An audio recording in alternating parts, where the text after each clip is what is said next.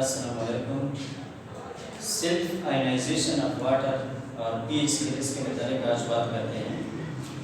Self या auto of ionisation of water का मतलब ये है कि अगर हमारे पास प्योर वाटर है, इसमें कोई एसिड या बेस नहीं है, सिर्फ और सिर्फ वाटर मॉलिक्यूल्स हैं, तो ये वाटर मॉलिक्यूल खुद ब खुद प्रोटॉन और साथ साथ हाइड्रोक्साइड आयन में आयनाइज होते हैं।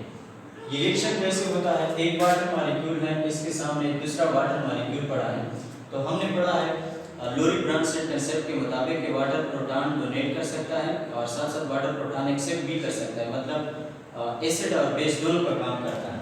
तो ये वाटर मॉलिक्यूल जो है, मसलन ये इसको प्रोटॉन देता है तो ये हाइड्रोनियम आयन में कन्वर्ट हो जाएगा और ये वाटर मॉलिक्यूल हाइड्रोक्साइड आयन में कन्वर्ट हो जाएगी। तो इसी हाइड्रोनियम आयन को मैंने प्रोटॉन के बराबर लिया और ये हाइड्रोक्साइड आयन है, तो मतलब ये रिएक्शन जो है ये इसी तरह होता है। तो इसी रिएक्शन के लिए अगर मैं किसी वैल्यू लिखना चाहूँ तो किसी वैल्यू जो है molar concentration of product divided by ये रिएक्टेंट, तो प्रोडक्ट जो है प्रोटॉन और साथ साथ हाइड्रोक्साइड आयन है डिवाइडेड बाय वाटर मॉलिक्यूल है। ये वाटर मॉलिक्यूल जो है बहुत ही कम आयोनाइज होती है, इसकी बहुत थोड़ी मिकदार जो है ये प्रोटॉन और साथ साथ हाइड्रोक्साइड आयन में कन्वर्ट होती है। तो इसी वाटर मॉलिक्यूल की जो कंसंट्रेशन है ये हमारे पास कांस्टेंट होती है। तो इसी वाटर कांस्टेंट वैल्यू को किसी के साथ एक जगह पर ले आते हैं, तो ये प्रोटॉन और हाइड्रोक्साइड आयन हमारे पास रह जाएगा।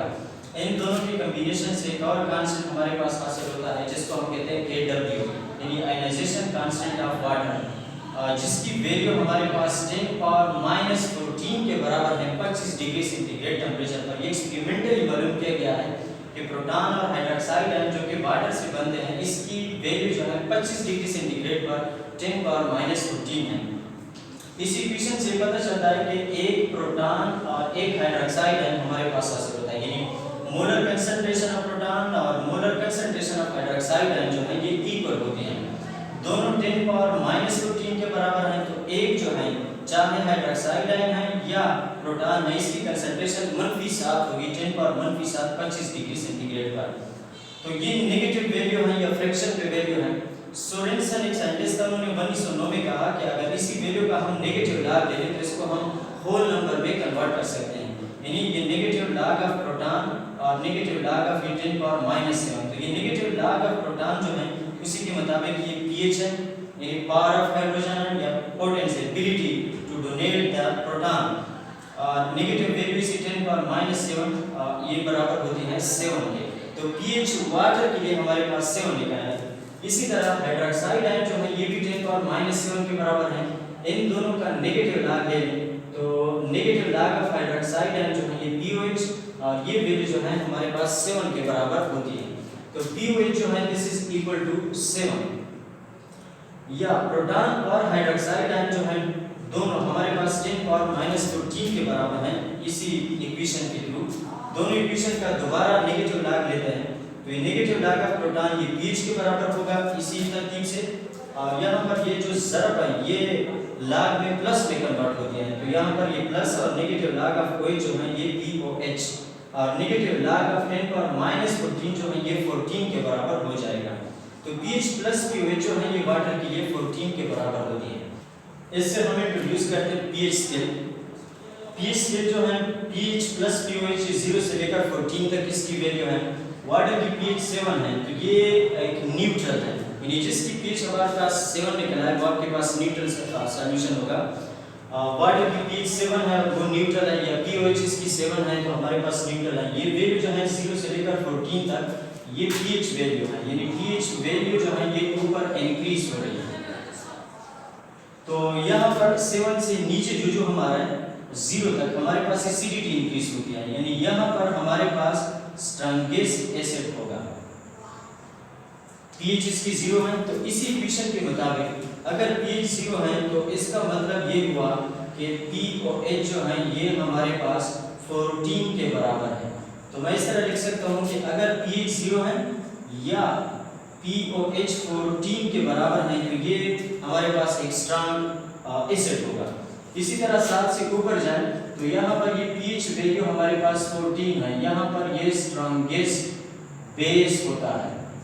तो pH 14 है, अगर pH 14 है तो हमारे पास ये वैल्यू जो है ये 0 के बराबर होगी, यानी pOH जो है यहाँ पर ये 0 के बराबर होगी। तो आप इस तरह लिख सकते हैं कि pH अगर 14 है या pOH 0 है तो आपके पास वो स्ट्रॉन्गेस्ट बेस होगा।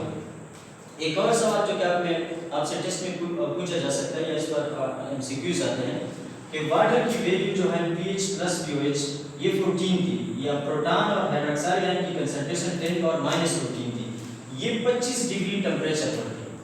अब अगर हम टेम्परेचर बढ़ाएं 30 तक ले आए, 40 तक ले आए, टेम्परेचर को बढ़ाएं तो टेम्परेचर बढ़ जाने से ये डिसोसिएशन वैल्यू जो है ये इंक्रीज होगी। तो अगर ये वैल्यू इंक्रीज हो जाए तो ये 10⁻14 नहीं होगा, 10⁻-12 -13 -11 10⁻-10 यानी माइनस में ये कम हो जाएगी। माइनस में कम होने का मतलब कि असल में ये बढ़ रही है। तो अगर मसलन 40 डिग्री पर ये 10⁻-11 तो इसी केस में वाटर की pH आपके साथ 6 निकल आएगी और pOH वो भी आपके साथ 6 होगी। pH 6 का मतलब आप ये ना लें कि ये तो 7 से कम हो गई तो ये वाटर 40 डिग्री पर एसिडिक होगी, नहीं। वाटर से तो जब कभी प्रोटॉन पैदा होता है उतना हाइड्रोक्साइड आयन भी पैदा होता है। वाटर तो है ही न्यूट्रल, वाटर तो है ही न्यूट्रल। तो यहाँ पर 6 का मतलब कि 25 डिग्री पर आपके पास pH वैल्यू 7 थी, 40 डिग्री पर ये pH वैल्यू 6 है, pOH भी 6 है, यानी दोनों 6 के बराबर हैं। तो जिस पॉइंट पर दोनों आपस में बराबर हैं यानी pH और pOH वो न्यूट्रल सिचुएशन होती है। तो यहाँ पर pH 6 का मतलब आप हर किसी ध्यान डालें कि ये एसिडिक होगा, ये फिर भी न्यूट्रल है।